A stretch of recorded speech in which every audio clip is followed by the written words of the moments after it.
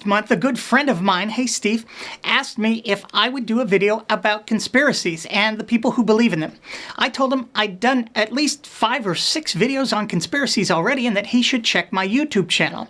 He said he'd looked and couldn't find anything. I thought, boy, that is strange. So I went and looked through all of my videos. It took me about an hour. I've made a lot of videos, so I had to look twice to be certain. And sure enough, not a single one of my videos about conspiracies and conspiracy theories was there on my channel. Huh? What was that? Did you hear that? In all seriousness, I haven't done any videos about conspiracies or conspiracy theories that you know of because I find the whole thing incredibly silly and childish, or do I? But apparently, it's no longer the purview of the completely out there folks like it used to be. Or maybe there are just a lot more completely out there people now. I blame Art Bell. Or do I? I don't know. I don't even know how I could know, if you know what I mean, right? Huh? But I have the same prepared response to every person who presents me with one of their nutty conspiracy theories. I look at them skeptically, shake my head a bit in sadness, let out a little sigh and say, oh man, that is exactly what they want you to think, don't you get it? If you say that in all seriousness, completely straight-faced, you will run right up to the line where the head of the person you're talking to, depending on how devoutly they believe, will explode, a la the Kingsman.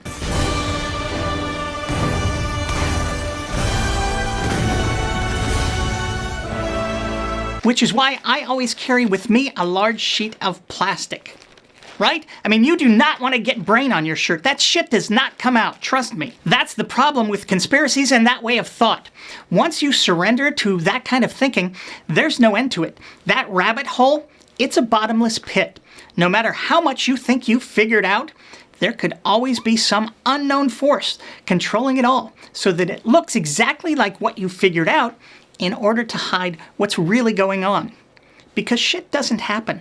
That's the biggest lie of them all. It just doesn't.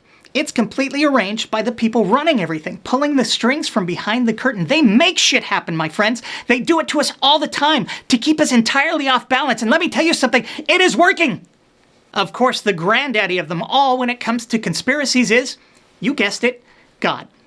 No one pulls more strings and makes more shit happen, all from behind the veil where we can't see or understand anything he's doing. Yes, the all-knowing, all-powerful tribal war god of Abraham has a plan and he's sticking to it. But in order to make that plan work, he has to have all kinds of balls in the air, good balls, bad balls, balls that have absolutely no regard for you or me. It's all about everything fitting into its place to make God's plan a rousing success. In this world, you can never figure things out for yourself. You have to trust him. Well, not him, but his representatives, the people who say they're talking to him. He won't give you the evidence because the evidence you need might fall into the wrong hands or be used to alert others who are not initiates worthy of such divine knowledge. He needs to know that you will be faithful to his plan, so he'll test your allegiance by asking you to do things that are absolutely awful, like genocide or murdering non-virgin girls.